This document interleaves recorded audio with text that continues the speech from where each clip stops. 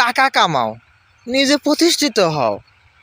যখন তুমি টাকা কামাবে, যখন তুমি প্রতিষ্ঠিত হবে, তারপরে যদি তোমাকে যারা সাপোর্ট দিয়েছিল পূর্বে, তোমাকে সাপোর্টের মাধ্যমে দিয়ে দিয়ে দিয়ে দিয়ে তোমাকে প্রতিষ্ঠিত হওয়ার সেই দ্বার প্রান্তে পৌঁছে দিয়েছে, এখন তুমি তাদেরকে যদি তুমি না চেনো, তাহলে আমি মনে করবো সবচেয়ে পৃথিবীতে অধম যদি কোনো মানুষ থাকে, যদি জঘন্য যত খারাপ মানুষ থাকে, তুমি একজন।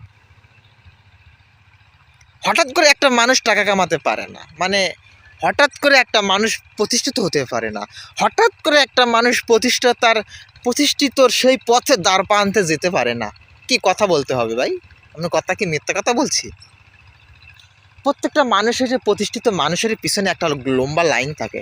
প্রতিটা প্রতিষ্ঠিত মানুষের পিছনে একটা গল্প থাকে। সেই গল্প হয়তো কেউ পরিবারের লোক, কেউ ফ্যামিলির লোক, হয়তো পাড়ার প্রতিবেশী, হয়তো কাছের বন্ধুবান্ধব। এরা যদি পিছনে যদি না থাকতো, তুমি আমি, আমার আব্বা, আমার দাদা, তোমার আব্বা সেই প্রতিষ্ঠিত হয়ে আজ হাজার হাজার টাকা ইনকাম করতে, হাজার হাজার ব্যবসা বাণিজ্য এগুলো করা সম্ভব না।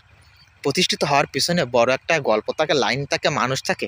কিন্তু তুমি যখন প্রতিষ্ঠিত হয়ে যাবে, তুমি যদি তাদেরকে যদি তুমি ভুলে যাও, সেটা আমি মনে করি পৃথিবীতে অধম মানুষ থাকলে তুমি, জঘন্য মানুষ থাকলে তুমি, যত অন্যায়মূলক কাজ একজন মানুষ করে সে তুমি।